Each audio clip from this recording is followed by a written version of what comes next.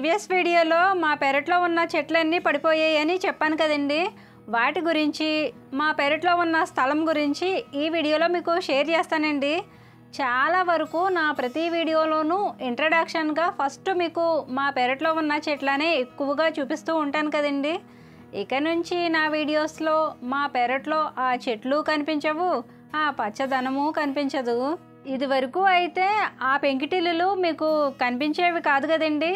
చెట్లు లేకపోవడం వల్ల ఇప్పుడు అవి క్లియర్గా కనిపిస్తున్నాయి. ఫస్ట్ మీకు మా పెరట్లో ఏమేమి చెట్లు ఉండేవో చెప్తాను. మొత్తం 3 వేప చెట్లు, ఒక పెద్ద నేరేడు చెట్టు కలిపి మొత్తం 4 చెట్లు ఉండేవి. ఇక్కడ మీకు బ్యాక్గ్రౌండ్లో పెద్దగా కనిపించేదేమో నేరేడు చెట్టు, మిగతా 2 చెట్లేమో వేప చెట్లు. ఈ 3 చెట్లు కాక ఈ చెట్లకు ఆపోజిట్లో ఇంకో వేప చెట్టు కూడా ఉందండి. ఈ చెట్లన్నీ ఉన్న స్థలం అంతా ఖాళీగా ఉంటుందని నేను ఇందులో చాలా మొక్కలు వేశాను. అంటే మాకు వచ్చిన స్థలంలోనే నేను వేశానండి. ఈ సన్నజాజి పందిరి ఉన్నది మా స్థలం అండి. మిగతా స్థలంలోనేమో బట్టలు ఉతకడం, గిన్నెలు తోమడం, ఇలా బయట చేసుకునే పనులన్నీ పెరట్లోనే చేసుకునేవాళ్ళం. నేను పెరట్లో బట్టలు ఉతికే ప్లేస్లో మీకు లెఫ్ట్ సైడ్లో కనిపించేదేమో గోరింటాకు చెట్టు అండి. రైట్ సైడ్లో కనిపించేవేమో ఒకటి జామ చెట్టు, ఇంకొకటి సీతాఫలం. నా వెనకాల కూడా కరివేపాకు చెట్టు, చింత చెట్టు, ముద్దమందారం, మల్లంటూ చాలా ఉన్నాయి. అయితే ఈ గోరింటాకు చెట్టు, జామ చెట్టు, సీతాఫలం చెట్ల మీద ఆ పెద్ద చెట్లు వీటి మీద పడి ఇవి పూర్తిగా కనిపించకుండా మాయమైపోయాయండి. అసలు ఇక్కడ చెట్లు ఉన్నాయా లేదా అనేటట్టు చెట్లు ఉన్న ఆనవాళ్ళు కూడా లేకుండా అయిపోయాయి. అయితే రీసెంట్గా వచ్చిన గాలికో తుఫానుకో ఇవి పడిపోలేదండి. కొన్ని కారణాల వల్ల మా వాళ్ళే వీటిని నరికించేశారు.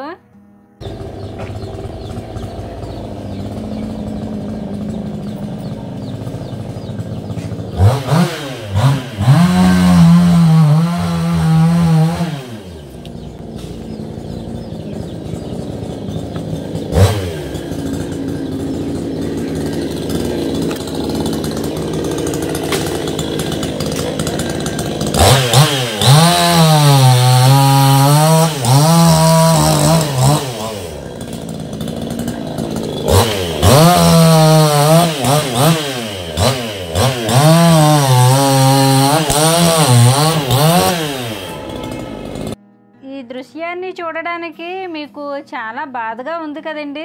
నాకు కూడా చాలా బాధగానే ఉందండి. కానీ చెట్లను తీయించడం తప్పక తీయించేశారండి. చెట్లను తీయించడానికి ఫస్ట్ రీజన్ వచ్చేసి ఇది ఉమ్మడి స్థలం అండి. అంటే 4 అన్నదమ్ముల ఉమ్మడి స్థలం. అయితే అందులో 2 స్థలమేమో ఇంకో 2 కొనేసుకొని 2 మాత్రమే పంచుకోవాలి. ఆ 2లో ఒకరు మేమేనండి, ఇంకొకరు మా బావగారు. మా బావగారు ఇల్లు కట్టుకునే ఆలోచనలో ఉన్నారండి. ఇల్లు కట్టుకోవాలంటే మరి చెట్లను తీసేయాలి కాబట్టి చెట్లను తీయించేశారు. ఇంకొక రీజన్ వచ్చేసి మీకు వెనకాల పెంకుటిళ్ళు కనిపిస్తున్నాయి కదండి. ఆ పెంకుటిళ్లకు మధ్యలో గోడ అడ్డుగా ఉంటుంది, కానీ ఆ గోడ పక్కనే నేరేడు చెట్టు, వేప చెట్లు ఉండేవండి. ఆ ఇంటి వాళ్ళు చాలాసార్లు చెట్లను నరికేయమని కంప్లైంట్ ఇచ్చారటండి. ఎందుకంటే పెద్ద పెద్ద చెట్లు ఇంటి ముందున్న, ఇంటి పక్కనున్న తుఫాన్ల టైంలో గట్టిగా గాలేస్తే భయం వేస్తుంది కాబట్టి ఒకవేళ చెట్టు కొమ్మలు ఇంటి మీద పడి వాళ్ళకేమైనా ప్రాణాపాయం కలిగితే దానికి పూర్తి బాధ్యులు మీరే అని వార్నింగ్ కూడా ఇచ్చారటండి. వాళ్ళు అంత మాట అన్నాక చెట్లు ఉంచి రిస్క్ చేయడం ఎందుకని మా వాళ్ళు చెట్లను నరికించేశారు. అలాగే చెట్ల మీద కాకులు, కొంగలు గూళ్ళు కట్టుకొని ఫ్యామిలీ మొత్తం ఆ చెట్ల మీదే ఉండి కింద వడియాలు పెట్టినట్టు రెట్లు వేస్తూనే ఉండేవి. అవి తిన్నగా ఆ పెంకిటిళ్ళు ఉన్న వారి ఇళ్ల మీదే పడేవి. మేము పెరట్లో గిన్నెలు, బట్టలు అన్ని పనులు ఎలా చేసుకుంటున్నామో వాళ్ళు కూడా ఆ పనులన్నీ వాళ్ళ ఇంటి ముందే చేసుకుంటారు. కొంగలైనా కాకులైనా 1, 2 అయితే పర్వాలేదు, కానీ గుంపులుగా వందలుగా ఉన్న పక్షులన్నీ ఒకే చోటు ఉంటే ఆ చెట్టు కింద ఉండేవారికి ఇబ్బందిగానే ఉంటుంది. కాబట్టి ఈ కారణం వల్ల కూడా చెట్లు నరికించాల్సి వచ్చింది. పైగా వాళ్ళు మాలాగా కక్కలో మొక్కలో తినేవాళ్ళు కాదండి, వెజిటేరియన్స్ అనమాట. అదేంటి సుమా, వెజిటేరియన్స్ అయితే ఇంటి ముందు చెట్లు ఉండకూడదా, చెట్ల మీద కొంగలు ఉండకూడదా అని మీరు అనుకోవచ్చు. వాళ్ళు వెజిటేరియన్స్ అని చెట్ల మీద ఉండే కాకులకి, కొంగలకి తెలియదు కదండి.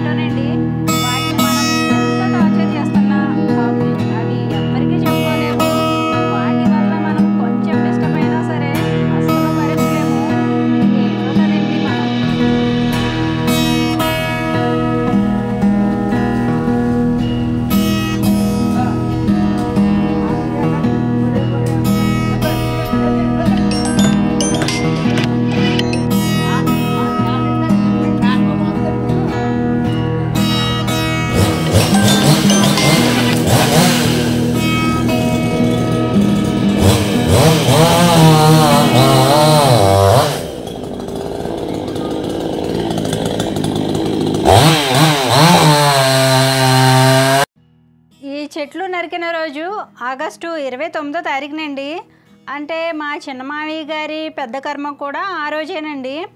ఆ రోజు ఉదయాన్నే ఇంట్లో పనులన్నీ చేసేసుకొని మేము మా చిన్నత్తయ్య వాళ్ళ ఇంటికి ఉదయం 7 గంటలకే వెళ్ళిపోయాం కదండి. మేము వెళ్ళిన గంటలోనే చెట్లు నరికేవాళ్ళు వచ్చారటండి. వాళ్ళు వస్తారని అసలు మాకు తెలియదండి. తెలియక ఆ రోజు ఉతికిన మంచాలు, దుప్పట్లు, బట్టలు అన్నీ పెరట్లోనే ఎక్కడవక్కడ వదిలేసి వెళ్ళిపోయాము.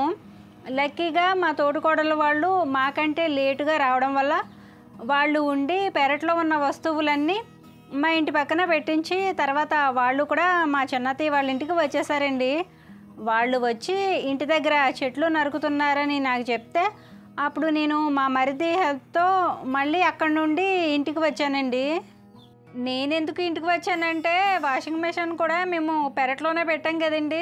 చెట్లు నరికే వాళ్ళు వాళ్ళ పని అయిపోతుందా లేదా అని చూసుకుంటారు, కానీ మన వస్తువులు పాడైపోతున్నాయని అవన్నీ గమనించుకోరు కదా. అందుకే మళ్ళీ మా చిన్నత్తయ్య వాళ్ళ ఇంటి దగ్గర నుండి మళ్ళీ ఇంటికి వచ్చానండి. నేను వచ్చేటప్పటికే చెట్లన్నీ నరికేశారు. నేను వేసుకున్న మొక్కలు కూడా చాలా పోయాయి. తుఫాన్ కూడా ఆ రోజు నుండే స్టార్ట్ అయిందండి. ఓవైపు పెరట్లో తిరగడానికి లేకుండా చెట్లన్నీ అడ్డదిడ్డంగా పడున్నాయి.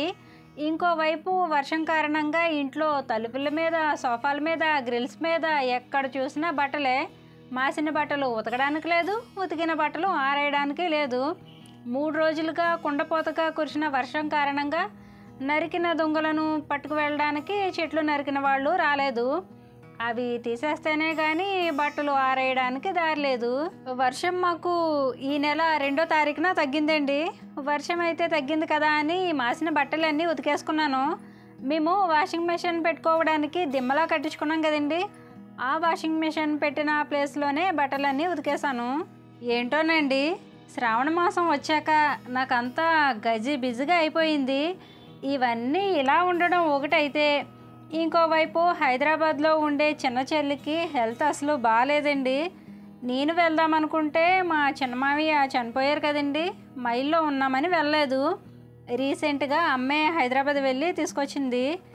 ఇప్పుడైనా వెళ్దామంటే మా ఇల్లు చూశారు కదా ఎంత గందరగోళంగా ఉందో. పోనీ ఈ పనులన్నీ చేసేసుకొని అన్నీ చక్క పెట్టుకొని వెళ్దామనుకుంటే అత్తయ్య ఏమో కంటి ఆపరేషన్ చేయించుకుంది. అత్తయ్యకు రెస్ట్ ఉండాలి కాబట్టి ఇప్పట్లో వెళ్ళలేను.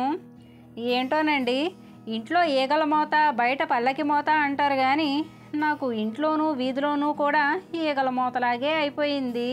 కొన్ని విషయాల్లో మన ఆడవారి లైఫ్ కంటే మగవారి లైఫే బెటర్ అనిపిస్తుంది. ఎందుకంటే వాళ్ళు అమ్మ నాన్నని చూసుకుంటే సరిపోతుంది, కానీ మనం అత్తమామలను చూసుకోవాలి, అమ్మ నాన్నని చూసుకోవాలి. మా వారు మంచివారు కాబట్టి నేను అటు ఇటు కూడా బ్యాలెన్స్ చేస్తాను. కానీ అందరికీ ఆ అదృష్టం ఉండదు కదా. పుట్టింటోళ్ళు మంచాల మీద ఉండి బాలేని పరిస్థితుల్లో కూడా మనకుండే బాధ్యతల వల్ల పుట్టింటోళ్లను చూసుకోలేము. అందుకేనేమోనండి సమాజం ఆడపిల్ల కంటే మగపిల్లాడికే ఎక్కువ ఇంపార్టెంట్ ఇస్తుంది. ఇలాంటి పరిస్థితి నా వరకు వస్తేనే కానీ నాకు ఇలా ఎందుకు కోరుకుంటారో ఇప్పుడు అర్థమైంది. మింగమంటే కప్పకి కోపం, వదలమంటే పాముకి కోపం అన్నట్టు ఇప్పుడు నా పరిస్థితి కూడా అలానే ఉందండి. అత్తయ్యని వదిలిపెట్టి చెల్లి దగ్గరికి వెళ్ళలేను, చెల్లి దగ్గరికి వెళ్ళి అత్తయ్యని వదలలేను. కంటి ఆపరేషన్ అంటే కనీసం 1 రోజులైనా రెస్ట్ ఉండాలి. ఈ 1 రోజులు అయిపోతే చెల్లి మళ్ళీ హైదరాబాద్ వెళ్ళిపోవచ్చు. అసలే మా మరిది నా మీద కోపంతో ఊగిపోతున్నాడు. ఎందుకంటే చెల్లిని హాస్పిటల్లో జాయిన్ చేశాక ట్రీట్మెంట్ కోసం 70% ఖర్చు అయిందటండి. అందులో నన్ను 10% హెల్ప్ అడిగాడు. అంత డబ్బు నేను ఇవ్వలేను, కావాలంటే 1 రోజుల వరకు మా చెల్లిని మా ఇంట్లోనే ఉంచితే నేను చూసుకుంటానని చెప్పాను. ఇప్పుడు వస్తే కనీసం చూడడానికి కూడా మీ అక్క నీ దగ్గరికి రాలేదా అని ఖచ్చితంగా మా చెల్లిని అడుగుతాడు. కానీ ఏం చేస్తామండి, సీత బాధ సీతది, పీత బాధ పీతది. ఈ ప్రపంచంలో అన్ని అనర్థాలకి మూలం డబ్బేనండి. నోరు లేకుండానే పలికిస్తుంది, కళ్ళు లేకుండానే శాసిస్తుంది, చేతులు లేకుండానే ఆడిస్తుంది, కాళ్ళు లేకుండానే నడిపేస్తుంది. ఉన్న బంధాలనేమో దుడిచేస్తుంది, లేని బంధాలనేమో కలిపేస్తుంది. బ్రతకడానికి గాలి ఎంత అవసరమో డబ్బు కూడా అంతే అవసరం అనేటట్టుగా అయిపోతున్నాయి జీవితాలు. ఓకేనండి, మా ఇంటి దగ్గర బట్టలు ఆరబెట్టడానికి కొట్టేసిన చెట్టు కొమ్మలన్నీ అడ్డంగా ఉన్నాయని మా పక్క వీధిలో మాకు తెలిసిన వాళ్ళ డాబా మీద ఉతికిన బట్టలన్నీ నేను సిరి కలిసి ఆరేసేసామండి. ఈ డాబా నుంచి చూస్తే మా ఇల్లు కనిపిస్తుంది, మీకు చూపిస్తాను చూడండి.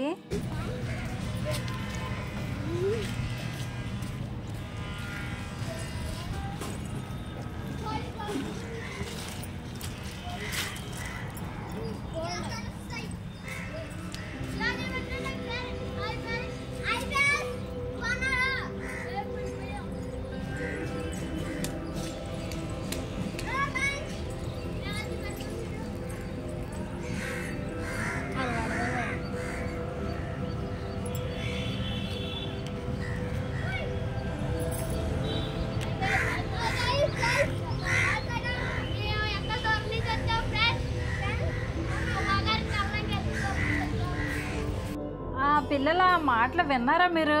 నన్ను కలవడానికటండి ఎంతో దూరం నుండి వచ్చారటండి.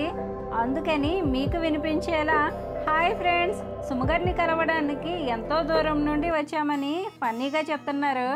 ఆ పిల్లలు నాని వాళ్ళ ఫ్రెండ్స్ అండి. ఆ పిల్లలు మీకు లాస్ట్ ఇయర్ వినాయక చవితి పండగ వీడియోలో కనిపిస్తారు. Last year Vinayaka Chavithi video మీకు చాలా బాగా నచ్చుతుందండి. మీలో చూడని వాళ్ళు ఎవరైనా ఉంటే వీడియో ఎండ్ స్క్రీన్లో ఇస్తాను చూడండి. ఓకేనండి. ఇక్కడ ఫస్ట్ కనిపించే రేకుల ఇల్లు మా బావగారిదండి. ఆ గ్రీన్ హౌస్ వచ్చేసి మీకు తెలుసు కదా, అంటే గ్రీనరీగా ఉందని గ్రీన్ హౌస్ అన్నానండి. లైట్ తీసుకోండి. ఇక ఇక్కడ మీకు కనిపించే సన్నజాజి పాదు వచ్చేసి నేను మా బాత్రూమ్ పైన పాగేలా ఇలా వేశానండి. టోటల్గా మా ఇంటి వ్యూ ఈ విధంగా కనిపిస్తుంది. ఇది వరకు చెట్లన్నీ కమ్మేసి ఉండడంతో అసలు ఇల్లు కనిపించేవి కాదు సరిగా. ఇప్పుడు చెట్లు నరికేయడంతో క్లియర్గా కనిపిస్తున్నాయి. మంగళవారం వీడియో పోస్ట్ చేశాను, ఒకవేళ చూడని వాళ్ళు ఉంటే ఆ వీడియోని కూడా చూడండి. ఓకేనండి. మా ఇంటి పెరట్లో ఉన్న చెట్లను నరికేయడానికి గల రీజన్ ఏంటో చెప్పాను. దానితో పాటు శ్రావణ మాసంలో నేనున్న సిచ్యువేషన్ ఏంటో కూడా మీకు షేర్ చేశాను. మరి ఈ వీడియోపై మీ అభిప్రాయం ఏమిటో కామెంట్ చేసి, మీకు ఈ వీడియో నచ్చితే తప్పకుండా లైక్ చేయండి. ట్యూస్డే వీడియోతో మళ్ళీ వస్తాను. ఉంటానండి. నమస్తే.